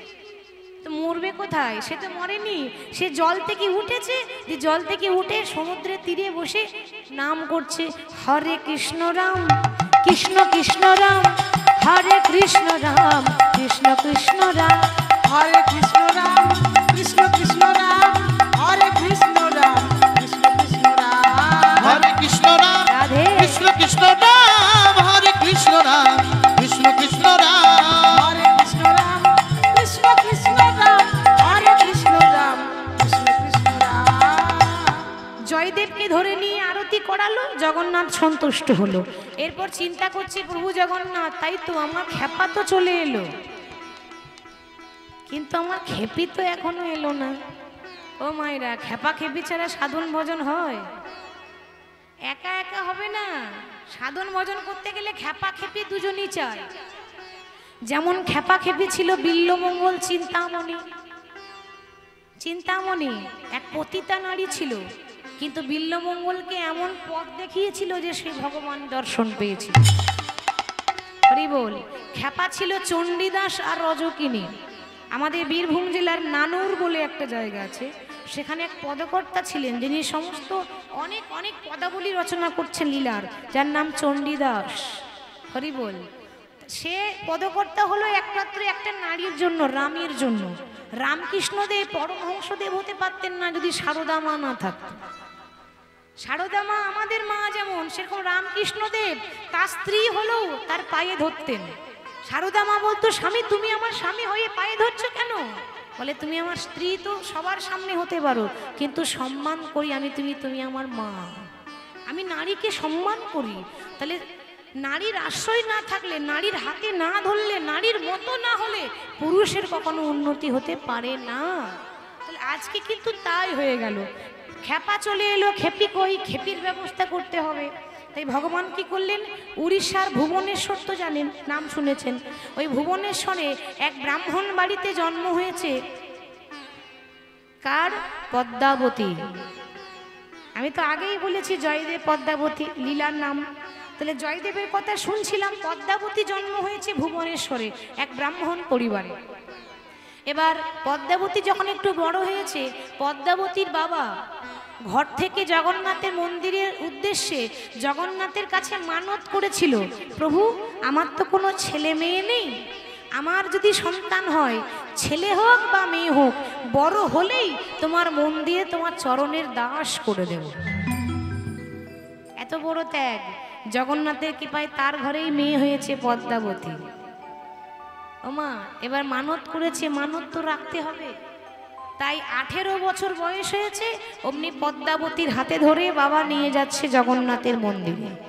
জগন্নাথের চরণ তলে দিয়ে বলল, প্রভু আজ থেকে আমার মেয়ে তোমার মন্দিরেই থাকবে, মন্দির ঝাড়ু দেবে, মন্দির পরিষ্কার করবে। এই মন্দিরের কাজ যারা করে তাদেরকে বলে মন্দিরের সেবাদাসী। মন্দিরে তারা পরিষ্কার করে, ঠাকুর সেবা করে, সেবাদাসী। আজ থেকে আমার মেয়েকে সেবাদাসী করলাম। জগন্নাথ চিন্তা করছে, বাবা এ যদি সেবাদাসী হয়ে যায় তাহলে আমার খেপার কি হবে? কি গো, ঠিক তো? তার ব্যবস্থা তো আমাকে করতে হবে নাকি? মানে জয়দেব তার স্বপ্ন দিয়ে বলছে, ব্রাহ্মণ তোমার মেয়েকে এখানে রেখে দিও না, সকালবেলায় ঘুম থেকে উঠবে, দিয়ে তোমার মেয়ের হাতে ধরে ওই সমুদ্রের তীরে গিয়ে যাবে, ওই যার মুখ আগে দেখতে পাবে তার সঙ্গে তুমি তোমার মেয়ের বিয়ে দিয়ে দিও। বাবা চিন্তা করছে, সর্বনাশ, এই যদি কোনো পাগলকে দেখতে পাই। আর তাই তো হয়েছে। এই ধরো প্রভু আমি একটা পাগল দেখলাম, তো বিয়ে দিয়ে দেবো মেয়ের সঙ্গে। বলে, শোনো, সুখ হলে পাগলের সঙ্গেই সুখ হবে, আর সুখ যদি কপালে না থাকে না, তাহলে কোটিপতির কাছেও সুখ হবে না। ঠিক তো? তোমার মেয়ের মঙ্গল হবে, আমার আদেশ পালন করো। সকালবেলায় বাবা ঘুম থেকে উঠে মেয়ের হাতে ধরে সমুদ্রের তীরে গিয়ে দেখছে একজন তো শুধু হরে কৃষ্ণ রাম, হরে কৃষ্ণ রাম করছে। সে কে? জয়দেব। গিয়ে বলছে, এই যে কি নাম তোমার? আগে হরে কৃষ্ণ রাম। বেশ সুন্দর নাম দেখছি তোমার, আমার মেয়েকে তোমার হাতে দিয়ে গেলাম, তুমি ওকে বিবাহ করে সুখে সংসার করো। বাবা কন্যা দান করে চলে গেল, বেশি কথা না বলে হাতে হাত দিয়ে চলে গেল। এবার জয়দেব চিন্তা করছে, জয়দেবের জীবনে কোনো নারী জয়দেবকে স্পর্শ করেনি, প্রথমবার যেন কেউ তার হাতটা ধরেছে, আর ধরে আর ছাড়ছে না। পদ্মাবতী তার হাতে ধরেছে। তা জয়দেব বলছে, এই যে কে তুমি? হরে কৃষ্ণ রাম। এ তখন বলছে, আমার নাম হলো পদ্মাবতী, হরে কৃষ্ণ রাম। জয়দেব মনে মনে যা হচ্ছে, যা বাবা, এ তো দেখছি আমার মতোই পাগল। কি গো, আমি তো এক পাগল, এ আবার দেখছি আমার মতো পাগল। আরে বাবা, তা তুমি যে বিয়ে করতে এসেছো, বিয়ে করে রাখবো কোথায়? দেখতেই তো পাচ্ছ ঘর বাড়ি নেই, হরে কৃষ্ণ রাম। মানে কথায় কথায় হরে কৃষ্ণ রাম বলে।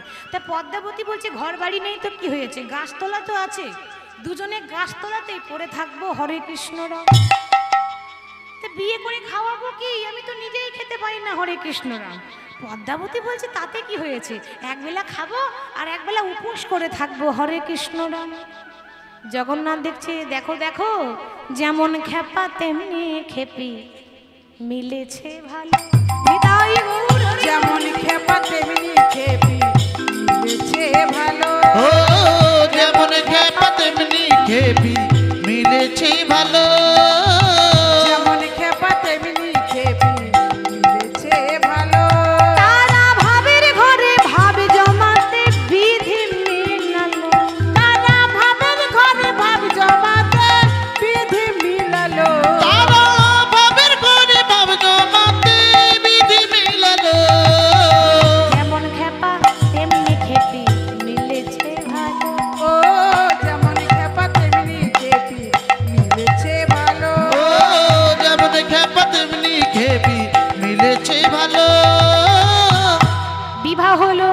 বিবাহ হয়ে যাবার পর সুখে সংসার করে, দুজনেই সাধন ভজন করে।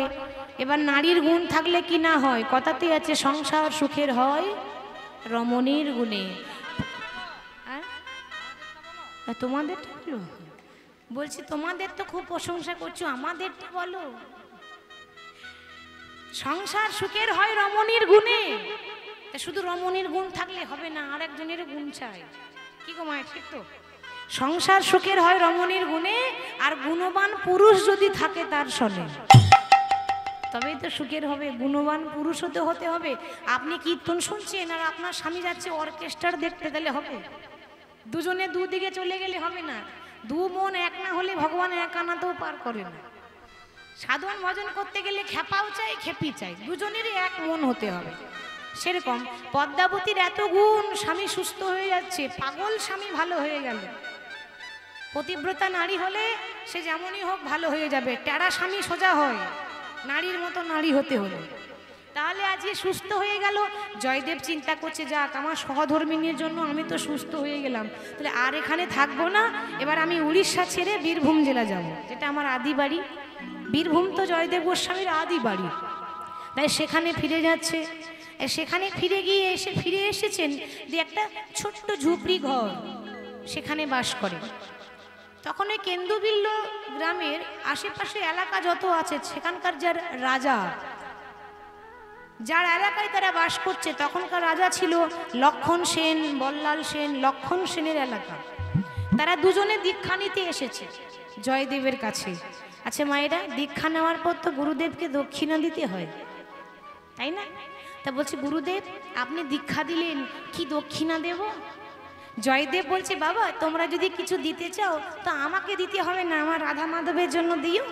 তা কি দেব বলুন না? পারলে একটু মাটি দিও। মাটি মানে কি? মাটি মানে লরিতে করে মাটি হেলে চলে যাব, ওই মাটি নয়। আমরা ভাবছি তাহলে লরি করে মাটি ঢালতে বলছে, ওই মাটি নয়। মাটি মানে জায়গা। পারলে একটু মাটি দিও মানে একটু জায়গা দিও। জায়গার বড় অভাব।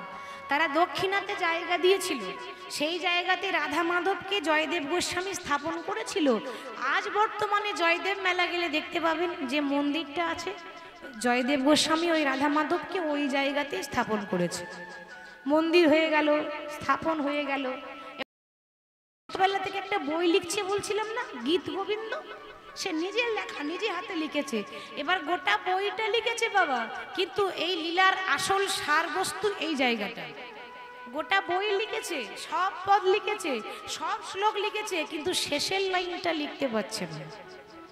এত বড় বই লিখলো আর সে শেষের লাইনটা লিখতে পারছে না। মানে লিখেছে অর্ধেকটা, সরগরল খণ্ডন মম শিরসি মণ্ডন, আর চলছে না কলম, আর পাচ্ছে না, লিখতে যাই কলম থেমে যায়। পদ্মাবতীকে বলছে, পদ্মা তুমি রান্না করো, আমি অজয় নদীতে স্নান করে এসে বাকিটা লিখব। জয়দেব চলে গেল স্নান করতে, পদ্মাবতী রান্না করে বসে আছে। দেখছে চোখের সামনে কি জয়দেব আসছে, কিন্তু ওটা জয়দেব নয়।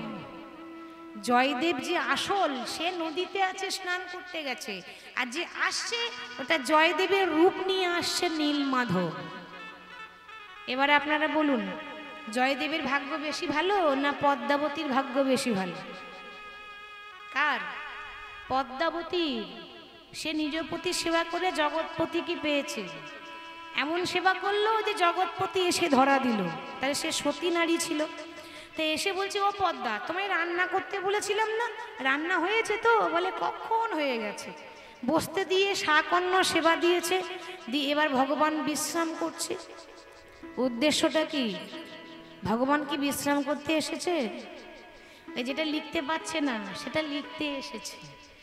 বলছে, পদ্মা তুমি তাহলে সেবা করে নাও। পদ্মাবতী সেবা করছে, আর ওদিকে ভগবান ঘরের ভেতরে নিয়ে লিখছে, দেহি পদ পল্লব মুদারম হে রাধে,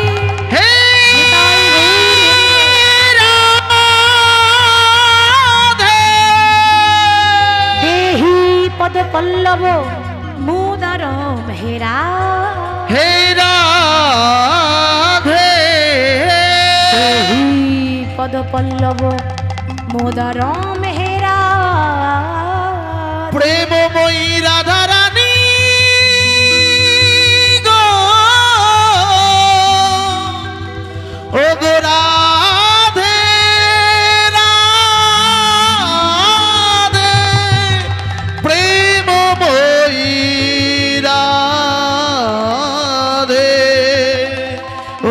রাধারানী প্রেমময়ী। তাহলে লিখেছিল জয়দেব অর্ধেকটা, আর সম্পূর্ণ করলো কে? ভগবান। দেহি পদপল্লব মুদারম হে রাধে। এই লাইনটার মানেটা বলে দিই। এই লাইনটার মানে হচ্ছে কৃষ্ণ রাধার পায়ে ধরেছে। ধরেছিল বৃন্দাবনে একবার, ধরেনি? রাধারানী যখন রাগ করে বসেছিল, রাগ ভাঙাবার জন্য পায়ে ধরেছিল, তখন বলেছিল, রাধে এ জগতে সবাই আমার দাস, আমি হলাম তোমার চরণের দাস। তাহলে এইটুকু জিনিসটা জয়দেব লিখতে পারছে না কেন?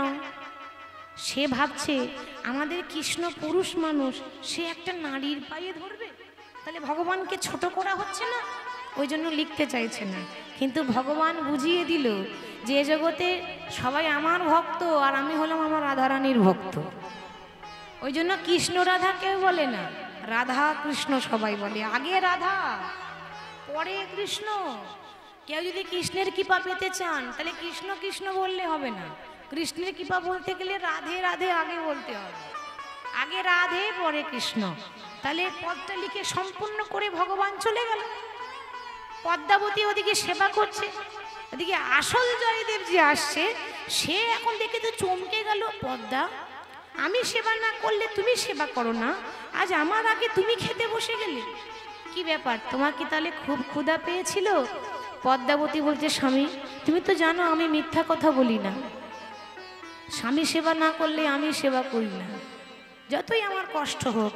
তা তুমি সেবা করলে না, আর আমি কি করে সেবা করি? তুমি তো সেবা করলে বলেই তো আমি সেবা করলাম, তুমি না করলে করতাম না। তা বলে আমি আবার কখন সেবা করলাম? এই তো একটু আগে তোমার সেবা দিলাম, তোমার চরণ সেবা করলাম, তুমি বিশ্রাম করছিলে না। জয়দেব তো অবাক, আমি এলাম কখন, তাহলে আমি বিশ্রাম কখন করলাম? আমি তো কিছু বুঝতে পারছি না। তাহলে কি আমার নীলমাধব এসেছিল? না না, ভগবান এত সহজে চলে আসবে বিশ্বাস হচ্ছে না। তাহলে ঘরের ভেতরে গিয়ে দেখি তো, যেই না বইয়ের পাতাটা উল্টে দেখছে, সত্যি তো এ লেখা তো আমার লেখা নয়, এ তো আমার নীলমাধবের লেখা। নাম যেমন বাঁকাশ্যাম, লেখা তার টানা হাতে, টানা টানা লেখা কৃষ্ণের। তার লেখা দেখেই তো বুঝতে পারছি এই লেখা তো আমার নয়, আমি তো এটা লিখিনি। তাহলে লিখলো কে? তাহলে কি নীলমাধব এসেছিল? পদ্মা, সত্যি করে বলো কে এসেছিল? পদ্মা কি করে জানবে কে এসেছিল? সে বলছে তুমিই এসেছিলে, তুমিই তো এসেছিলে। বলে আমি নই পদ্মা, তুমি ধরেও ধরতে পারলে না, সে হলো নীলমাধব। বেশ, তাকে এত কাছে পেয়ে যখন হারিয়ে দিলাম, তখন আর এই জীবন রাখতে চাই না। এই বইটা আজকেই আমি নদীর জলে ভাসিয়ে দেব, তার সঙ্গে আমি ঝাঁপ দিয়ে প্রাণ ত্যাগ করবো। তো যেই না নদীর জলে ভাসিয়ে, ওই যাই না প্রাণ ত্যাগ করতে যেই না যাবে, মানে যেই না ডুব দিতে যাবে, অমনি পেছন থেকে কে যেন ডেকে বলছে, দাদা গোসাই, ও দাদা গোসাই। ছোটবেলায় দাদা বলে কে ডেকেছিল মা? মনে পড়ে কিছু? মধুসূদন, যার নতুন করে নাম দিল নীলমাধব, সেই তো দাদা বলে ডেকেছিল। পেছন ফিরে দেখছে চারটে হাত, শঙ্খ চক্র গদা পদ্মধারী নারায়ণ দাঁড়িয়ে আছে। নম নারায়ণ, নম নারায়ণ, নম নারায়ণ, নম নারায়ণ, নম নারায়ণ, নম নারায়ণ, নম নারায়ণ, নম নারায়ণ, নম নারায়ণ, নম নারায়ণ, নারায়ণ নম নারায়ণ। নারায়ণ নম নারায়ণ, নম নারায়ণ, নম নারায়ণ, নম নারায়ণ, নম নারায়ণ, নম নারায়ণ, নম নারায়ণ, নম নারায়ণ, নম নারায়ণ, নারায়ণ নম নারায়ণ। নম নারায়ণ, নম নারায়ণ, নম নারায়ণ, নম নারায়ণ। নম নারায়ণ, নম নারায়ণ, নম নারায়ণ, নম নারায়ণ। আচ্ছা, তাহলে তুমি কে? বলে আমি তোমার নীলমাধব। তাহলে তুমি যদি নীলমাধব হও, তাহলে কোথায় গেল তোমার মাধব প্রিয়া? মাধব প্রিয়া মানে তোমার বান্ধবীটা কই? ভগবান চিন্তা করছে, তাহলে এখনো মনে আছে বান্ধবীর কথা, মানে রাধারানীর কথা। তো ভক্তের ইচ্ছা পূরণ করার জন্য রাধারানী প্রকট হলেন। দুজনে দাঁড়িয়ে আছে। এবার বলছি বলো বৎস তুমি কি চাও? কিছু চাই না, তোমাদের যুগল দেখতে চাই। ভগবান আশীর্বাদ করলেন, আজ থেকে এই কেন্দ্রবিল্ল গ্রাম নামটা পরিবর্তন হলো। আজ থেকে জায়গাটা গ্রাম নয়, ধাম হবে, নাম হবে জয়দেব ধাম। যার জন্য আমাদের বীরভূম জেলার বিখ্যাত মেলা জয়দেব মেলা।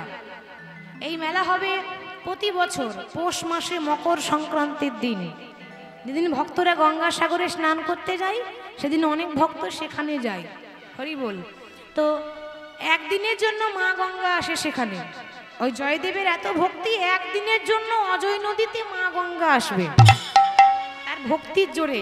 যার জন্য প্রত্যেকটা জেলার এমন কোনো মানুষ নেই যে বীরভূম জেলার জয়দেব মেলা জানে না, সবাই জানে। একটা বড় মেলা, বিখ্যাত মেলা, মানুষের মিলন মেলা যাকে বলে জয়দেব মেলা। আশীর্বাদ করলেন, আর রাধা কৃষ্ণ যুগল হয়ে দাঁড়িয়েছে, জয়দেব পদ্মাবতী যুগল দর্শন করছে।